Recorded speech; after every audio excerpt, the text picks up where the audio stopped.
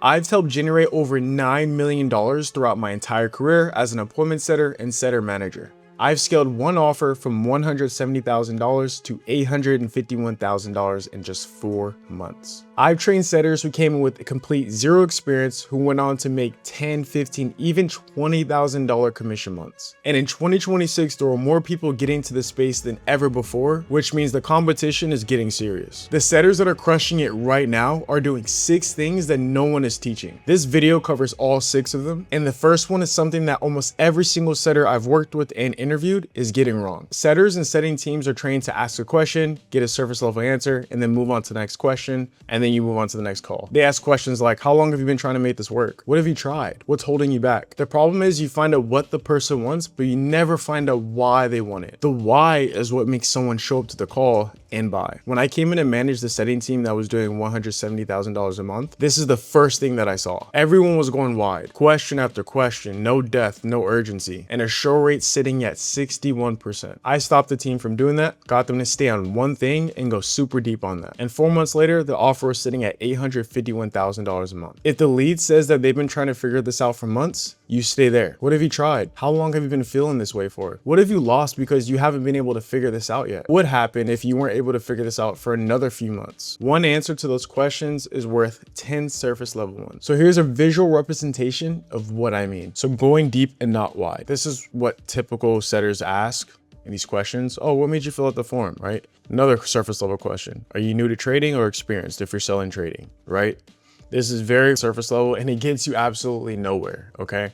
I can't tell you the amount of setters that I've interviewed that do stuff like this, and I just don't choose them to work with me on my teams just because they aren't able to go deep and not wide, all right? All you need is one pain point or one problem and dive super deep with it for setting, okay? So as an example, all right? This is something that I did with my own community. It's Setter HQ, right? So I had my students, I did this role play with them. What made you fill out the form, right? And I was the prospect. What has you looking to make more money? To be able to leave my job. What has you looking to leave your job, right? And keep in mind, obviously, when you're on an actual call, you're gonna say statements. So there's something like I like to teach, it's called ARA, acknowledge, relate, and ask. So if a lead says, oh yeah, I'm looking to make more money, I'm gonna acknowledge that and I'm gonna relate. So yeah, I mean, of course, right? No one comes to us looking to make less money. And then I'm gonna ask my question. So I'm curious, what has you looking to make more money? Right? And then they say to be able to leave my job. And I'm going to say, I'm going to ARA, right? Acknowledge, relate, and ask. Oh, okay. Gotcha. And I mean, a lot of people love to leave a job. I guess for you looking to leave your job, right? You see how I'm relating with them? It doesn't feel like, and I don't have to do that on every single question. I just want to make sure I'm doing that majority of the time. So that way it doesn't sound like an interview or an interrogation, because if it sounds like an interrogation or an interview, that lead or your prospect is going to get defensive and they're going to eventually ask you, start deflecting your questions and ask you, why are you asking me all these questions, right? Or they're going to say, just show me the price. What's the price of the program? How much is it? All those sort of things. You're going to raise their guard up. The whole point is to lower their guard, right? And that way they'll be able to tell you certain things. Why is you looking to leave your job? I hate it. I work 80 hours a week and barely get to see my family. Wow. I mean, 80 hours a week is a lot. It's a long time. And I mean, what's that like? Working 8 hours a week and barely able to see your family. It's horrible, right? You see how I'm getting more emotion out of this, right? Because humans buy and make decisions emotionally and justify logically. So it's horrible. I'm becoming distant with my family and my kids are starting to resent me because I'm always working. Wow, that's a lot. I mean, why are you working 8 hours a week? Right? Because if I work less, the bills won't get paid and we won't have a house. It sounds very like a frustrating situation. I mean, the fact that you're working 8 hours a week and your kids are resenting you, how long have you been feeling this way for? How long has this been happening for? 2 years. Wow, that's a long time. So I guess like what shifted now that makes you want to do something about this, right? My wife is threatening to divorce me and nothing changes. So there's 2 main big pain points, right? His kids are resenting him and also his wife is threatening to divorce and nothing changes, okay? And then what have we been doing to actually make a change these past 2 years, right? Nothing, because I didn't have the money to do something about this before, but now I do, and I'm ready for a change, okay? Gotcha. And so I wouldn't really consequence him because they already did consequence himself. So here's the thing, when a prospect is problem aware, you don't need a consequence, but if they're not problem aware, if they don't know what's going to happen, if they continue to keep on doing what they're doing and nothing changes, then that's when you need to consequence them. But he consequenced himself. So how much money will we need to make in order to make a change, right? 15K a month, okay? And then how close are we to that? 5K a month, build that gap. And then what we could do from here is essentially just say, okay, cool. And besides seeing your family and spending more time with them, what would making 15K a month or an extra 10K a month actually allow you to do? Right? Oh, this, and this. And then from there, I'm in goals. And after that, I can pitch him the sales call with the closer and position it as a way to say, hey, in order for you to reach 15K a month, so you can spend more time with their family, so that way rekindle your relationship with your kids and a married relationship with your wife, how much capital do we have set aside to be able to make that change, right? Something along those lines. And then they tell me, because I'm reverting it back to their goals, I'm framing it in their best interest. You always want to frame it back in their best interest. And then from there, I would just pretty much set the call, qualify him, or double down on the financial qualifier, and then qualify him with the time, and then with the authority, and then make sure that the time actually works for him. And then if his wife needs to be there on the call, if they have finances together, then cool, I'll get them both to be there. But if not, then he can just handle it by himself. And then that's pretty much it. And then after that, you'd have to follow the 6 steps to actually get him to show up, which is what I covered in the video. The setter's making $20,000 a month in commissions, learn to stay on one thing and go super deep with it. But even when you do that well, you could still have a third of your leads not show up to the next call. That comes down to one thing that most people forget about.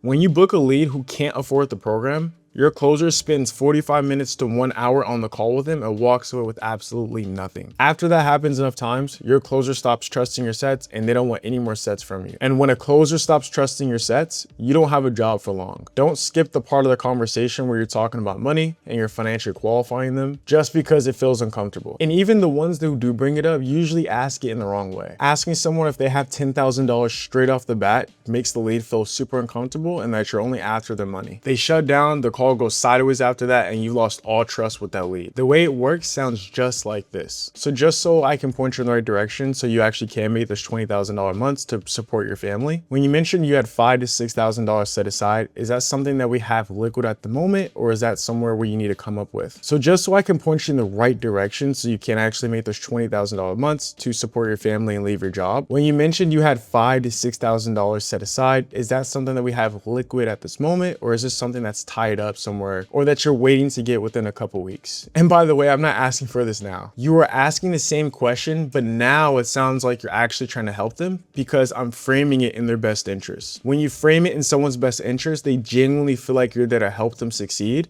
versus just trying to take their money. This one conversation alone moved my setting team from a 61% show rate to a 91% show rate. Now, obviously, sometimes you're gonna have leads say that the money's tied up or that maybe they're gonna deflect. So here's how you handle both things. So if a lead says that the money's tied up or that they're waiting to get paid within a couple weeks or a month, all you simply do is just say, okay, totally understand. So I guess how much of that is currently liquid at the moment, just so I understand where you're at. And they'll say there's a certain amount. And typically on your offer or the company that you're working with, they usually have a minimum budget that you can set them for, right? On the call with the closer. And if what they have right now, liquid, doesn't exceed the minimum budget to set them for, then what you're gonna tell them is something like this. Okay, totally understand, not a worry at all. What I will say is that in order for you to actually reach 20K a month, the minimum budget to be able to do that is X, right? So it would be $2,000 or $3,000.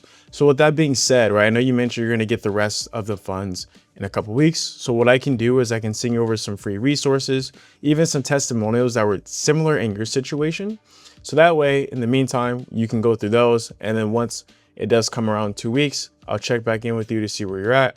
And then we can go from there. How does that sound? Again, I'm framing it in their best interest. I'm giving them value, and I'm also going to check back in with them in a couple weeks or whenever they can get the rest of the money. Now, if they do have the minimum budget, then you can set them. Now, here's how to handle a situation where if the lead keeps on deflecting your question and does not want to tell you if the money is liquid or if they need time to come up with it. So typically what they'll do is you'll ask them, okay, so in order for you to reach 20K a month or whatever the goal is, so that way you can, XYZ, whatever the ideal outcome is, how much do you have set aside?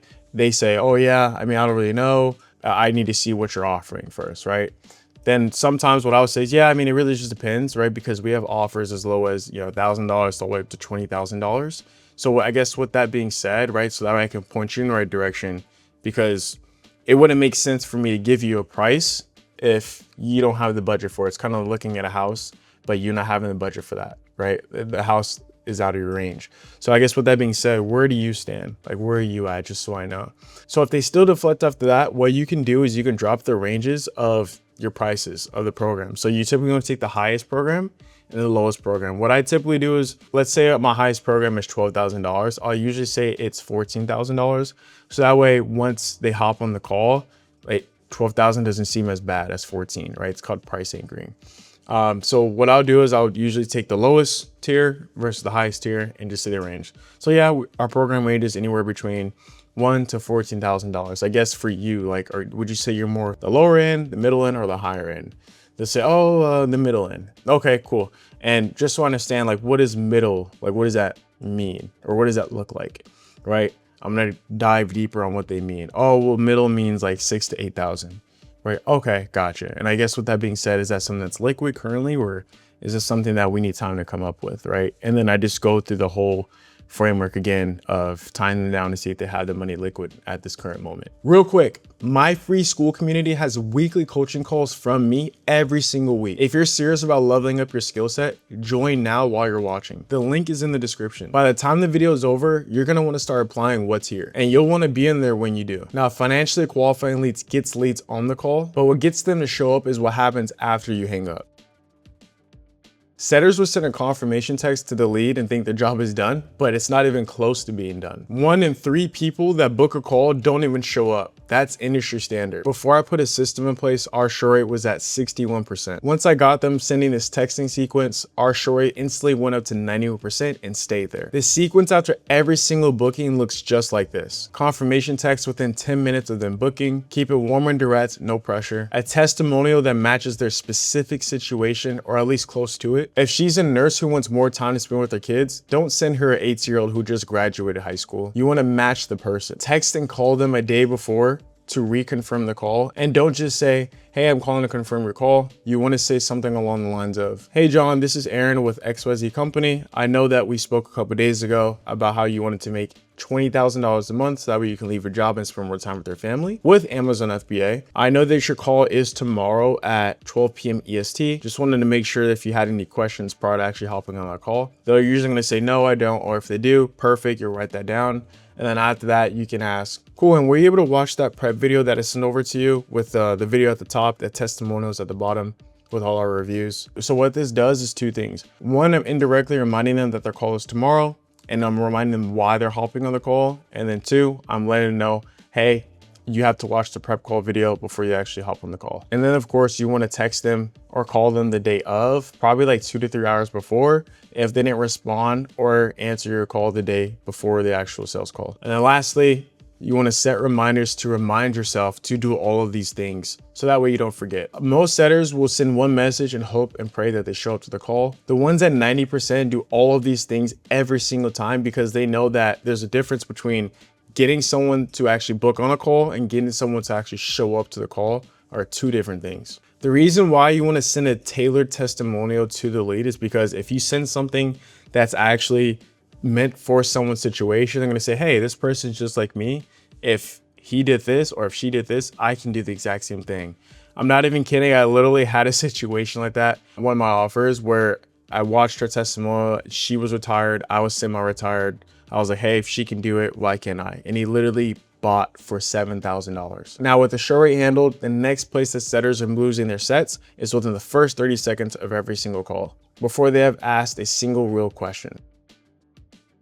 If you open a call with no clear purpose, the lead spends the first 2 minutes of the call trying to figure out why you're calling them and talking to them versus you actually trying to help them out to see why they actually filled out the form. By the time that clears up, you've already lost control of the call. I see this constantly when I review calls for the setters that I train. The open is vague, the lead is confused, and by the time the setter gets into the discovery, the frame is already gone. And once you lost frame, the call is already over. The first 30 seconds sets the tone for everything that follows. Your open needs to do 3 things. Tell them why you're calling and what the next few minutes will look like. Get a small yes before you ask anything. Hold the pitch until after discovery, because the pitch comes from what they tell you, not what you planned before you called them. I open every call with the exact same way, with the mindset and the intention of trying to figure out and being genuinely curious as to why this person filled out this form. What goes through my mind is what's currently going on in this person's life to where they fill out this form. What are they trying to run away from? What are they trying to run towards? Here's my exact opener. Hey, is this John? Yeah, this is John. Who is this? Yeah, this is just Aaron with XYZ Company. I'm just calling you because I see that you filled out a form about getting possible help with making more money with Amazon FBA. Is that right? Yeah, that's right. Awesome. Yeah, I'm just reaching out real quick to see if we can even help you out in the first place. And if we can, I feel like there's some alignment on both sides. I'll explain more on how we can do that step by step. Does that sound good? That gets the yes, tells them why you're calling, and makes it clear that you're not pitching anything just yet. Getting the open rate and setting frame keeps the lead talking. But what determines if the set shows and closes is one question that setters almost never ask once they're in discovery. Setters stop at the logical goal, the income target, the number on paper. They get it and move on to the pitch. But every discovery has two layers. The logical outcome is what they want, and the emotional outcome is why they want it. I had a setter on my team who was booking calls, but his show rate was super low. I listened to his calls and he was stopping at the logical goal every single time. I got him to ask one follow-up question after the lead gave him his goal. What would that do for you? His show rate went from 65% to 85% in just 2 weeks. After the lead gives you their goal, you ask them what that goal would actually do for them or why it's important for them. And then you stop talking and you let them answer. And what comes next is usually the reason as to why they filled out the form and what got them actually on the call. And it has nothing to do with the number that they just gave you 30 seconds ago. Logic keeps people interested and emotion makes people show up. If you can get a lead to tell you their emotional outcome, that's going to get them to show up. A lead who told you their emotional outcome has a reason to show up to the closer's call, and it came from them and not you. I remember I was on an offer a couple years ago and this lead was based out of New York and she wanted to make $10,000 a month and her husband just didn't support her at all. And I remember when I dove deeper and asked why she wanted to make $10,000 a month, why that was so important for her, what she told me was truly heartbreaking. And I'm not going to say her name just for privacy reasons, but what she said was how she wanted to make $10,000 a month so she could support her husband so that way they can move from New York to a different state, because I guess where they were living around in the hood and people were shooting themselves with heroin, with drugs, right? And she had just had a newborn baby and she didn't want her baby around those needles, right? Around all those drugs in that bad environment. And I remember towards the end of our call, she was actually crying, saying thank you, right, for listening to me and for wanting to help me out. And I remember she did end up going to the program, and I believe she did. Her life did change. So I'm telling you right now, when you dive deeper, it's not just a matter of, oh yeah, sure, I'm making money. You're genuinely changing someone's life. Get people to their emotional outcome consistently and everything starts to compound. But that only happens if you're learning from your calls, and almost nobody does that anymore.